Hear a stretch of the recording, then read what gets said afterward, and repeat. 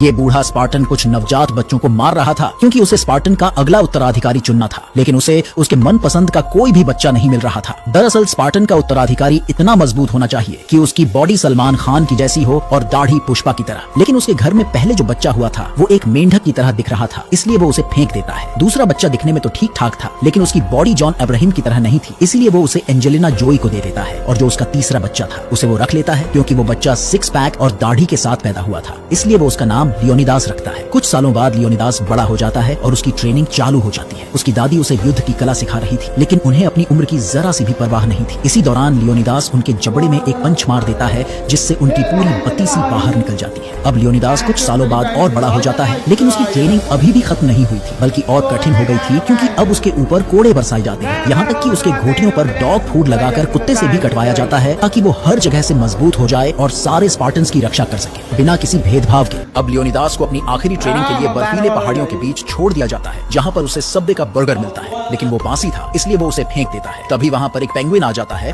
जो कि उस बर्फीले इलाके का सबसे हवसी पेंगुइन था और वो स्पार्टन्स को बचने का जरा सा भी समय नहीं देता था। ये बात लियोनिदास को पहले से ही पता थी, इसलिए वो अपनी इज्जत बचाने के लिए वहाँ से भागने की कोशिश करता है, लेकिन वो पेंगुइन बहुत ही शक्तिशाली था और उसके ऊपर कूद के उसे नीचे गिरा देता है, जिसके बाद वो अपनी गोटियों से लियोनिदास के चेहरे पर हमला करता है। फिर पेंगुइन उसके ऊपर अपनी ठंडी ठंडी टट्टी करके उसके चेहरे को जमाने की कोशिश करता है, लेकिन लियोनिदास उसे उठाकर दूर फेंक देता है। पेंगुइन दोबारा लियोनिदास के ऊपर छलांग लगाता है, लेकिन वो खाई में फंस जाता है, जिसका फायदा उठाकर लियोनिदास उसे जान से मार डालता है। जिसके बाद लियोनिदास उस पेंगुइन की खाल पहनकर महल में वापस आ जाता है, जहां उसका स्वागत करने के लिए स्पार्टा की सबसे खूबसूरत लड़की आती है, जो लियोनिदास को अपनी भरपूर अदाएं दिखाती है, जिसे देखकर लियोनिदास पागल हो जाता है और उसके साथ शादी करने के लिए उसे प्रपोज कर देता है। लड़की उसके सीने पर कुछ नंबर्स लिखती है जो उसके चैसिटी बेल्ट का पासवर्ड था। इस तरह लियोनिदास का प्रपोजल एक्सेप्ट हो जाता है। अब लियोनिदास से मिलने एक दूत आता है जिसे वो किस करके अपने देश में स्वागत करता है, लेकिन दूत को ये सब अच्छा नहीं लगता और वो उससे इस घटिया मजाक का कारण पूछता है। लियोनिदास बताता है कि उसके देश में सभी मर्द एक दूसरे को किस करके ही वेलकम करते हैं, वहीं दूसरी तरफ वो लोग औरतों के साथ हाई फाई करके उनका स्वागत करते हैं। ये सब देखकर दूत काफी परेशान हो जाता है क्योंकि अब उसे अपनी इज्जत पर खतरा मंडराता हुआ दिखाई दे रहा था। तभी लियोनिदास की पत्नी उसे गंदे गंदे इशारे करने लगती है, जिसे वो नजरअंदाज करके लियोनिदास के साथ मौत की गुफा के पास चला जाता है, जहाँ लियोनिदास उसे पूछता है कि